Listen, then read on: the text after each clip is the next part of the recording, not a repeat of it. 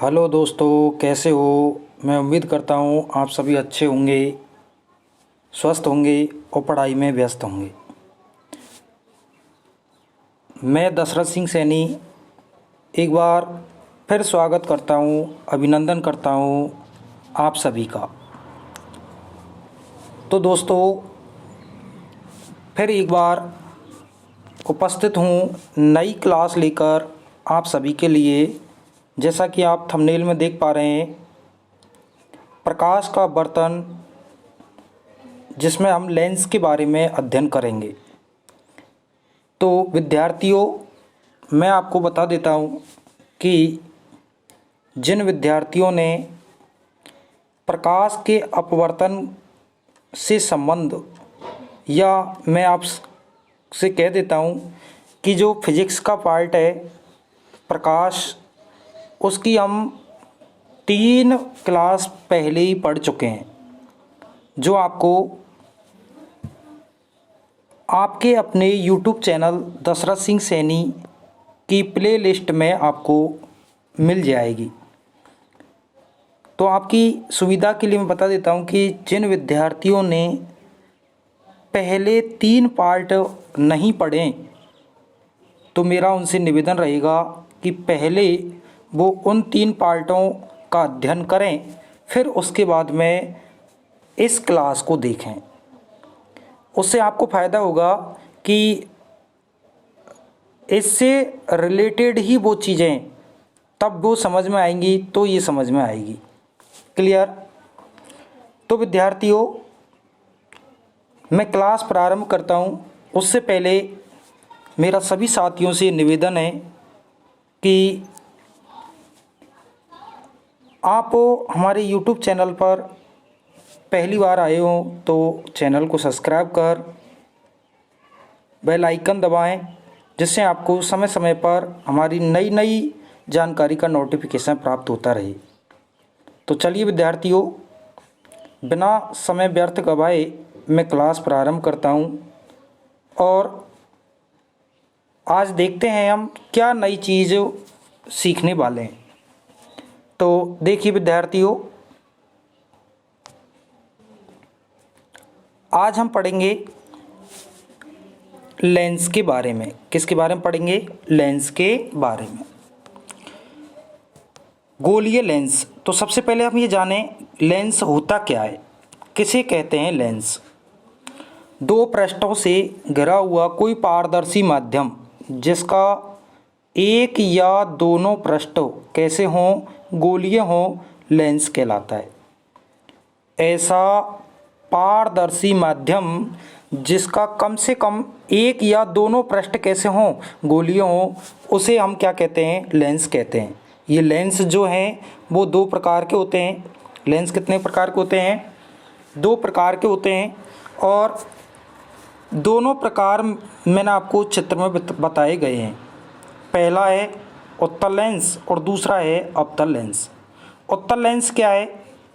तो उत्तल लेंस मैं आपको बता देता हूँ कि ये जो किनारों से पतला है, ये इस प्रकार की जो स्ट्रक्चर है, ये उत्तल लेंस है, और ये इस प्रकार की जो स्ट्रक्चर है वो किसकी है? अवतल लेंस की है। तो विद्यार्थियों, जैसा कि चित्र में बताया गया है कि ये उत्तल लेंस जो है वो किनारों से कैसा है? पतला है, और बीच में से कैसा है? मोटा है। इसी प्रकार से अगर हम बात करें अवतल लेंस की, तो अवतल लेंस जो है वो किनारों से मोटा है और बीच में से पतला है। तो उत्तल लेंस की क्या पहचान होगी? उत्तल लेंस को अभिसारी लेंस भी कहते हैं। क्यों कहते हैं अभिसारी लेंस? क्योंकि उत्तल लेंस पर आने वाली मुख्य अक्ष के समानांतर प्रकाश की जो किरणें वो एक बिंदु पर जाके क्या होती हैं? केंद्रित होती हैं। इस प्रकार से क्या होती हैं? ये एक बिंदु पर क्या होती हैं? फोकसित हो जाती हैं, एक बिंदु पर केंद्रित तो हो जाती हैं। इसीलिए इसको क्या कहेंगे हम? अभिसारी लेंस के नाम से जाना जाता है। ये उत्तल लेंस के नाम से नहीं पूछकर कभी कभी बार ये अभिसारी लेंस के नाम से पूछ लेता है, और इसमें अंतर भी आपसे पूछा जा सकता है। तो अंतर कैसे पूछा जाएगा? अभिसारी लेंस और अपसारी लेंस में क्या अंतर है? तो उत्तल लेंस और अवतल लेंस में जो अंतर होगा वही किस में होगा? अभिसारी लेंस और अपसारी लेंस में अंतर होगा। क्लियर। अब देखो विद्यार्थियों, इसी प्रकार से हम बात करें किसकी, अवतल लेंस की, तो अवतल लेंस पर आने वाली जो प्रकाश की किरण है वो अपवर्तन के पश्चात एक बिंदु पर केंद्रित नहीं होकर क्या होती हैं, ये फैल जाती हैं, या अपन कहें इसको विसरित हो जाती हैं। ये इस प्रकार से क्या हो रही हैं, फैल रही हैं। इसलिए इसको क्या कहेंगे हम, इसलिए इसको क्या कहेंगे, अपसारी लेंस के नाम से जानेंगे। तो आपको समझ में आ गया होगा कि उत्तल लेंस और अवतल लेंस को अपसारी और अभिसारी लेंस क्यों कहते हैं। क्लियर। तो मैं आपको बता देता हूं कि यहाँ पर ये जो लेंस हैं, ये लेंस किस प्रकार से कार्य करते हैं, क्या चीज़ है इनके बारे में, तो परिभाषाओं के द्वारा भी हम इसको देख सकते हैं। तो वो परिभाषाएं क्या हैं, तो देखिए, उत्तल लेंस की बात करें हम सबसे पहले, तो उत्तल लेंस क्या है, ऐसा गोलीय लेंस जो किनारों से पतला और बीच में से मोटा होता है, अभी बताया मैंने, उत्तल लेंस कहलाता है। इस लेंस पर आने वाली समानांतर प्रकाश की किरण अपवर्तन के पश्चात एक बिंदु पर क्या होती हैं, फोकसित होती हैं। जो अभी मैंने आपको चित्र बना के बताया था कि ये कहाँ पर हो रही हैं, एक बिंदु पर फोकसित हो रही हैं, उत्तल लेंस कहलाता है। उत्तल लेंस का जो उपयोग है वो दूरदृष्टि दोष के निवारण में किया जाता है। दूरदृष्टि दोष आपने पढ़ लिया होगा पिछली कक्षाओं में, नहीं पढ़ा है तो मैं आपको बता देता हूँ कि मानव के नेत्र में एक दोष उत्पन्न होता है। दोष का मतलब वस्तु उसको दिखाई देगी नहीं, तो उसे ही हम क्या कहेंगे, दोष कहेंगे। नेत्र के द्वारा वस्तु को देखने में अगर किसी प्रकार की बाधा उत्पन्न हो रही है तो उसे ही हम तो दोष कहते हैं। तो वो दोष उत्पन्न होता है, और वो दोष कौन सा होता है, दूरदृष्टि दोष। हालांकि मैं आपको कल की क्लास के अंदर मानव नेत्र की संरचना और मानव नेत्र कैसे कार्य करता है, मानव नेत्रों में कौन कौन से रोग या दोष होते हैं, उनके निवारण क्या हैं, उनके बारे में विस्तार से अध्ययन करेंगे। क्लियर। तो उत्तल लेंस का जो उपयोग है वो कहाँ करते हैं, दूरदृष्टि दोष के निवारण में इसका उपयोग किया जाता है। क्लियर। आ गया समझ में। मैं उम्मीद करता हूँ आपको जो मैं बता रहा हूँ वो आपको समझ में आ रहा होगा, और विद्यार्थियों समझने की कोशिश कीजिए।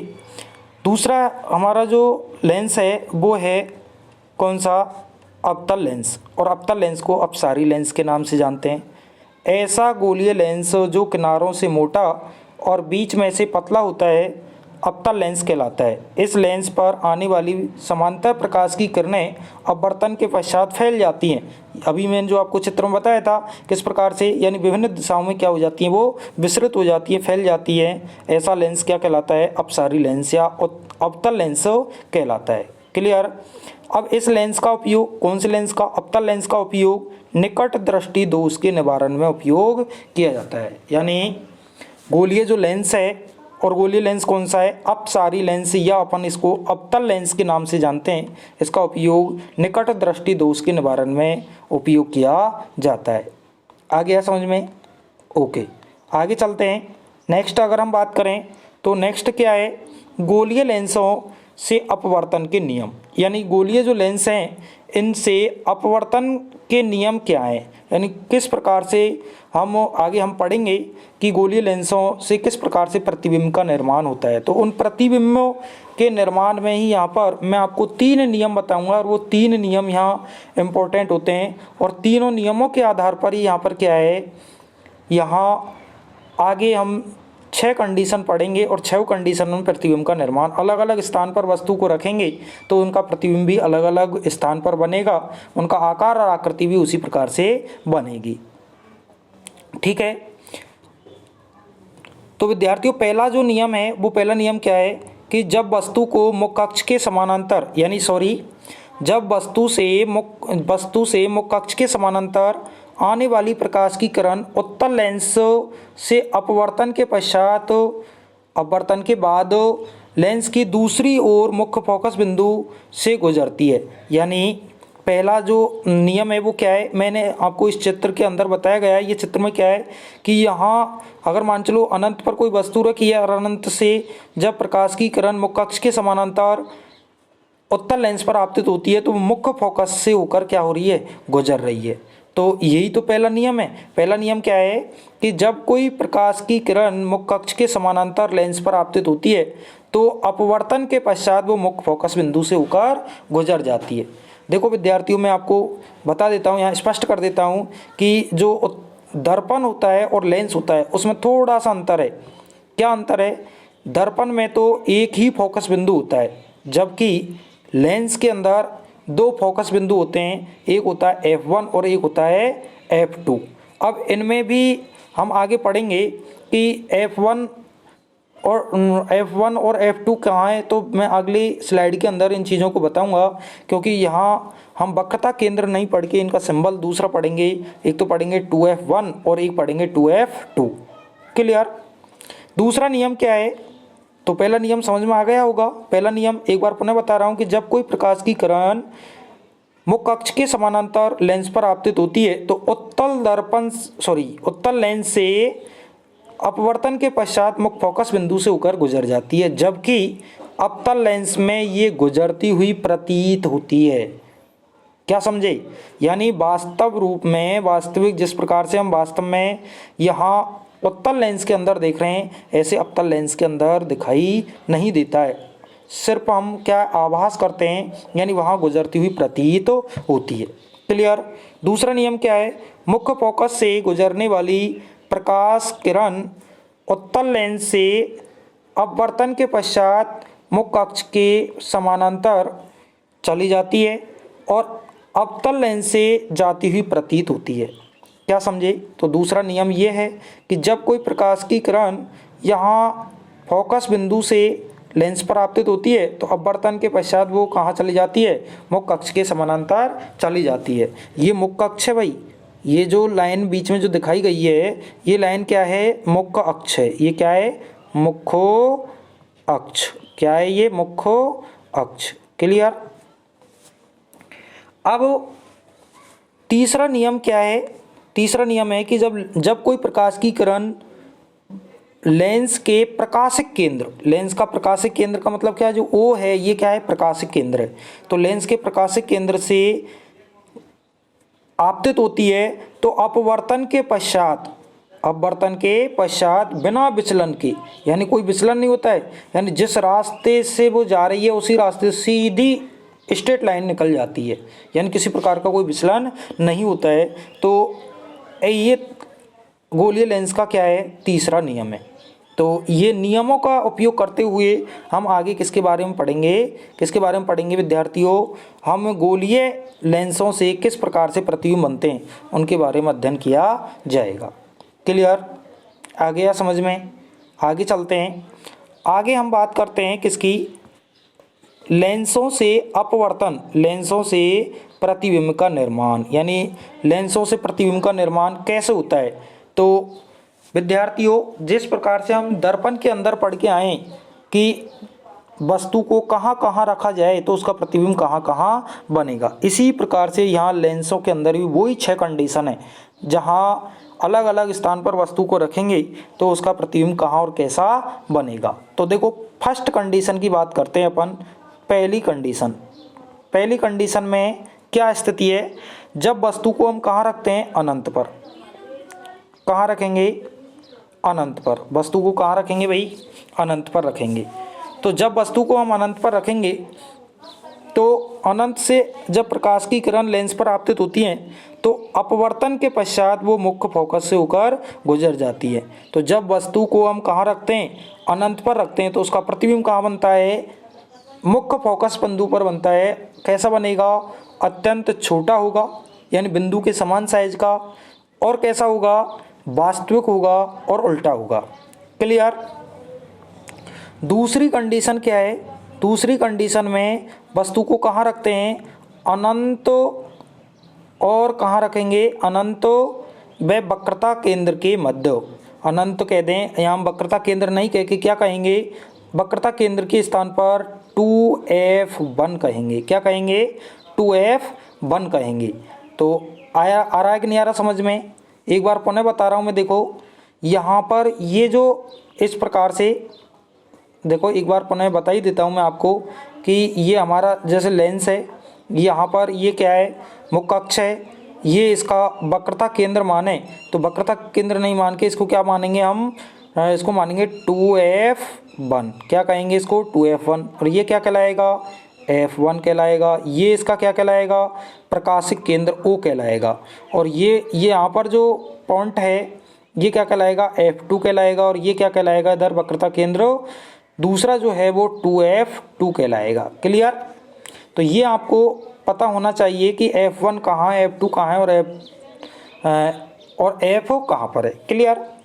तो जब वस्तु को दूसरी कंडीशन में कहाँ रखते हैं, अनंत और 2f1 के मध्य रखते हैं, तो प्रतिबिंब कहाँ बनता है भाई, उसका प्रतिबिंब कहाँ बनेगा, प्रतिबिंब लेंस के दूसरी ओर f2 और 2f2 के मध्य बनता है। ये यहाँ पर क्या बनेगा, इसका प्रतिबिंब बनता है। कैसा बनेगा, वास्तविक होगा, मुख्य अक्ष के नीचे है तो उल्टा होगा, और वस्तु से कैसा होगा, छोटा होगा। क्लियर। थर्ड कंडीशन में हम क्या करेंगे, जब वस्तु को कहाँ रखते हैं, 2f1 पर रखते हैं। वस्तु को कहाँ रखेंगे, जब वस्तु को 2f1 पर रखते हैं तो उसका प्रतिबिंब लेंस के दूसरी ओर 2f2 पर बनता है। लेंस के दूसरी ओर कहाँ बनता है, 2f2 पर बनता है। और कैसा होगा, जितनी बड़ी वस्तु है प्रतिबिंब भी उतना बड़ा ही बनेगा, यानी वस्तु के समान साइज का। आपसे प्रश्न पूछा जा सकता है कि लेंस के प्रतिबिंब निर्माण की वह कौन सी अवस्था है, कौन सी कंडीशन है जिसमें वस्तु के बराबर ही समान साइज का क्या बनता है, प्रतिबिंब बनता है। क्या वस्तु के समान साइज का ही क्या बनता है, प्रतिबिंब बनता है। ये आपसे पूछा जा सकता है और कई बार पूछा गया है, कई बार माध्यमिक शिक्षा बोर्ड ने इसको पूछा गया है, इसलिए आप भी इसको इम्पोर्टेंट है, ध्यान रखना। क्लियर। फोर्थ कंडीशन की बात करें तो फोर्थ कंडीशन में, चौथी कंडीशन में क्या है, जब वस्तु को हम कहाँ रखेंगे, 2f1 और f1 के मध्य रखेंगे। वस्तु को कहाँ रखेंगे, 2f1 और f1 के मध्य रखेंगे, तो जो प्रतिबिंब है वो 2f2 और अनंत के मध्य बनता है। 2f2 और कहाँ बनेगा, अनंत के मध्य बनेगा। कैसा होगा, वही वास्तविक होगा, उल्टा होगा, लेकिन अब वस्तु से बड़ा होगा। कैसा होगा, वस्तु से बड़ा। नेक्स्ट कंडीशन, पांचवी कंडीशन में अब वस्तु को हम और पास ले आते हैं लेंस के, यानी हम कहाँ रखेंगे, अब लेंस के मुख्य फोकस बिंदु जो है, यानी फोकस बिंदु है f1, वहाँ पर वस्तु को रखते हैं। और जैसे ही वस्तु को हम वहाँ रखेंगे तो उसका प्रतिबिंब जो है वो कहाँ बनेगा, अनंत पर बनेगा। कहाँ बनेगा, अनंत पर बनेगा। और कैसा होगा, अत्यंत बड़ा होगा, वास्तविक होगा और उल्टा होगा।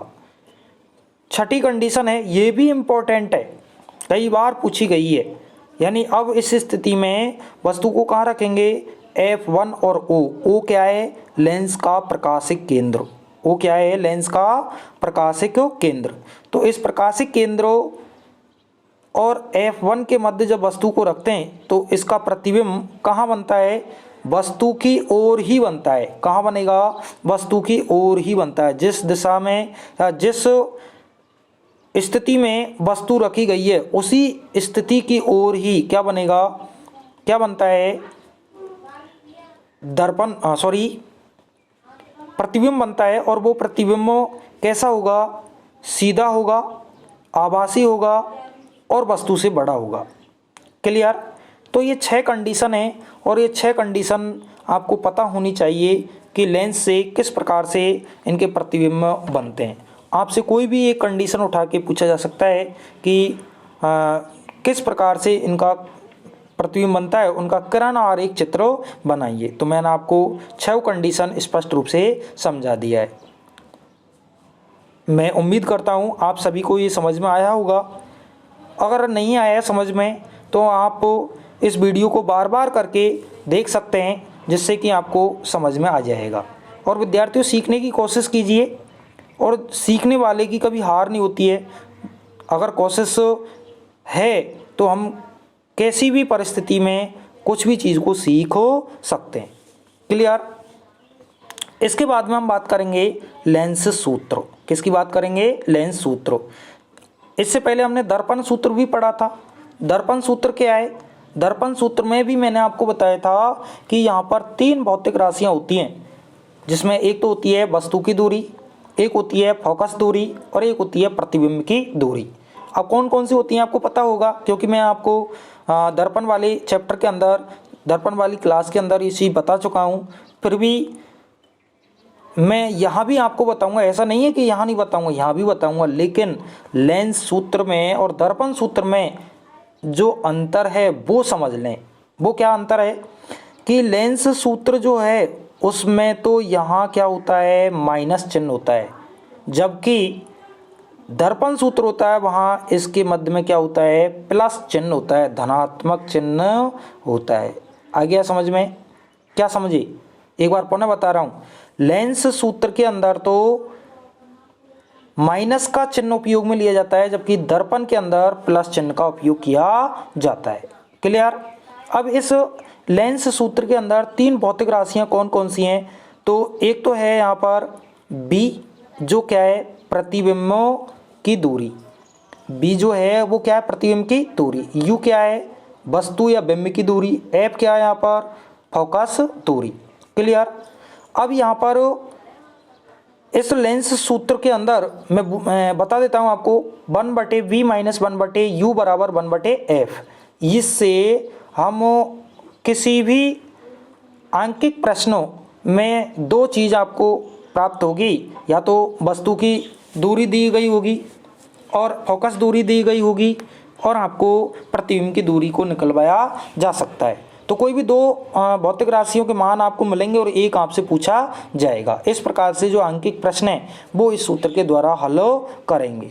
इसी प्रकार से यहाँ आवर्धन क्षमता m बराबर वही दर्पण की तरह h डैश बटे h। h डैश क्या है यहाँ पर, प्रतिबिंब की ऊंचाई। h क्या है यहाँ, बिंब यानी वस्तु की ऊंचाई। अगर यहाँ प्रतिबिंब की ऊंचाई और बिंब की ऊंचाई नहीं दी हुई हो तो m हम किससे निकालेंगे, तो m बराबर v/u के द्वारा निकालेंगे। इसमें भी अंतर है, वहाँ मैंने माइनस चिन्ह लगाया था लेकिन यहाँ माइनस चिन्ह नहीं लगाया है। क्लियर?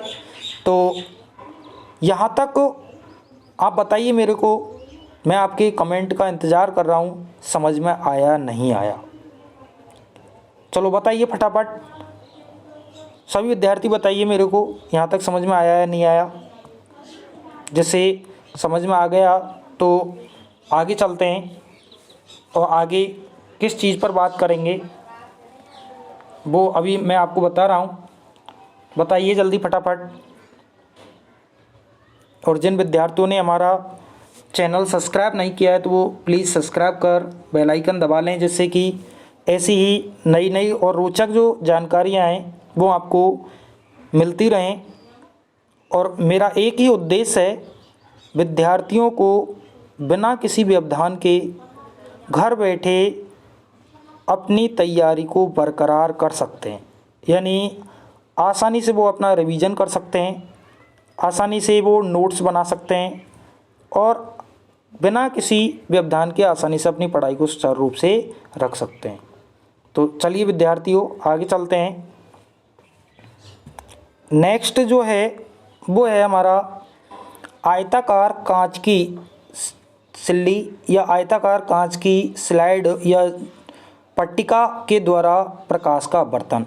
यानी आयताकार कांच की जो स्लैब है उससे प्रकाश का अपवर्तन कैसे होता है उसके बारे में हम बात तो करेंगे। ये भी कई बार पूछा गया है, तो इम्पोर्टेंट है, ऐसा नहीं कि इम्पोर्टेंट नहीं है। आप तो एक आयताकार कांच का स्लैब है, पट्टिका है, जिससे प्रकाश का अपवर्तन है। आयताकार ABCD जो चित्र में दिखाया गया है ये क्या है, एक आयताकार कांच का स्लैब है, जिसमें यहाँ P कोई प्रकाश की किरण है जो आयताकार AB पृष्ठ पर क्या हो रही है, आपतित हो रही है। ये क्या है, इधर से आ रही है, और यहाँ ये N और N डैश जो है क्या है, अभिलंब है। ये क्या है, अभिलंब है। यहाँ पर ये क्या है, कांच की पट्टिका है, और यहाँ का ये वायु है। और कांच की पट्टिका और वायु जो है इसमें यहाँ अंतर क्या है, तो मैं आपको अपवर्तनांक में पढ़ा चुका हूँ कि अपवर्तनांक में क्या बताया था कि जब माध्यम दो होते हैं, एक माध्यम सघन और एक माध्यम होता है विरल, तो सघन माध्यम और विरल माध्यम में जैसे ही प्रकाश प्रवेश करता है तो वहाँ प्रकाश की चाल क्या हो जाती है, परिवर्तित तो हो जाती है। और तुलना करने के लिए दो पारदर्शी माध्यमों को होना अनिवार्य है। तो यहाँ पर एक तो क्या है, वायु, और एक है क्या, कांच। तो वायु की तुलना में कांच जो है वो क्या है, सघन माध्यम। तो ये माध्यम कैसा होगा, सघन माध्यम होगा, जबकि ये वायु कैसी होगी, विरल माध्यम की श्रेणी के अंदर आएगी। तो वायु क्या है, विरल, और कांच क्या है, सघन।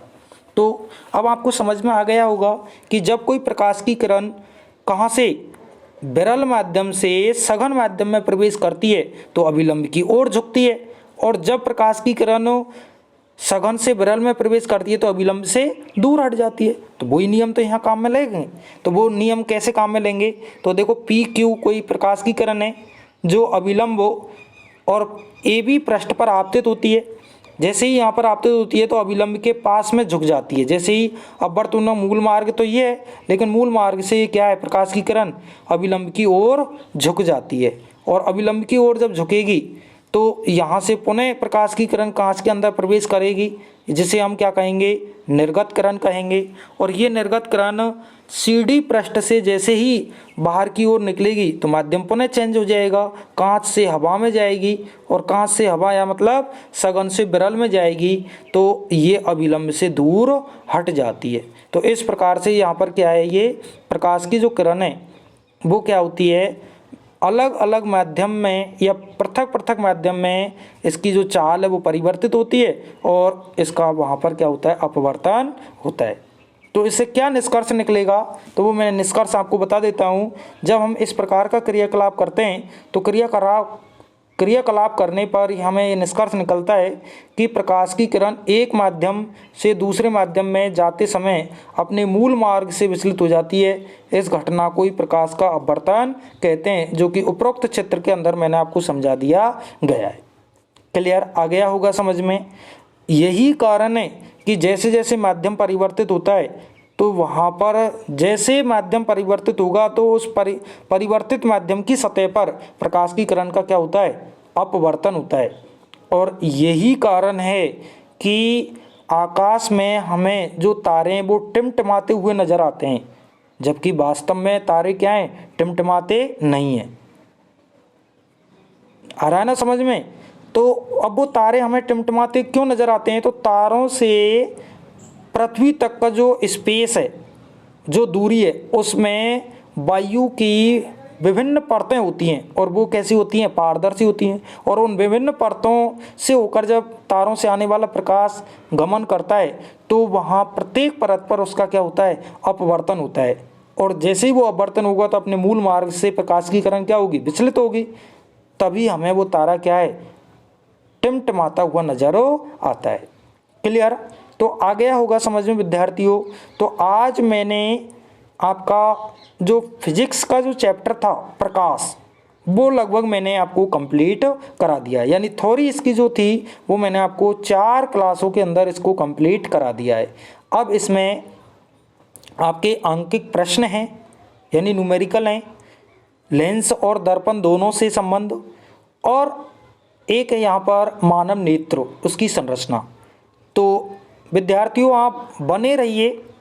विश्वास बहुत बड़ी चीज़ होती है। मैं आपसे इस चीज़ का वादा करता हूँ कि आपकी जो एक क्लास में इस जो रही जो सामग्री उसको प्रोवाइड मैं आपको करा दूँगा।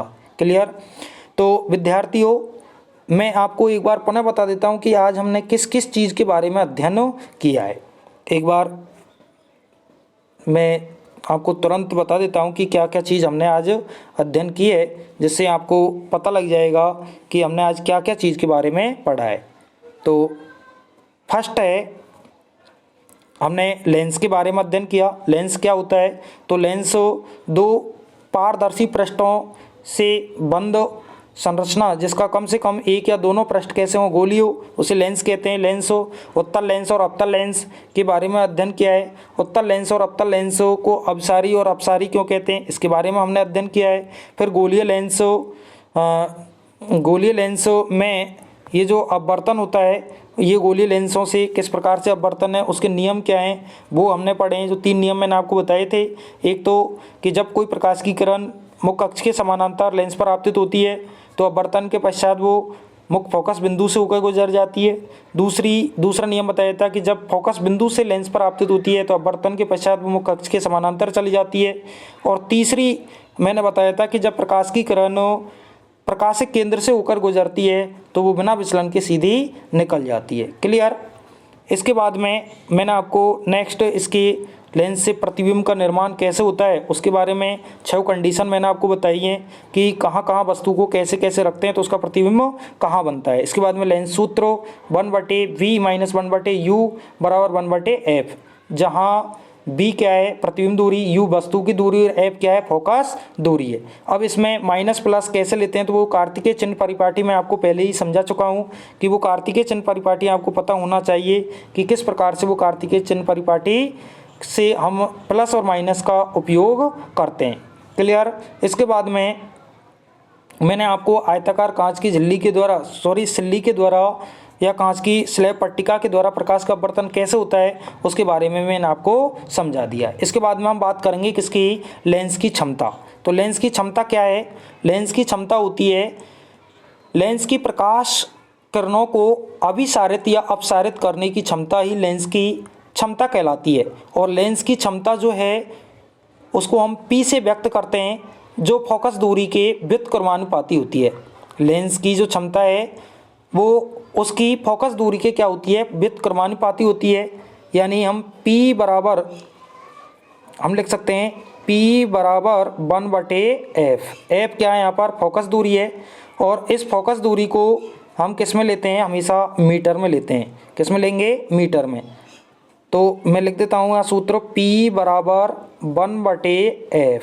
f क्या है यहाँ पर फोकस दूरी है, f क्या है यहाँ पर फोकस दूरी, m का मतलब क्या है यहाँ मीटर।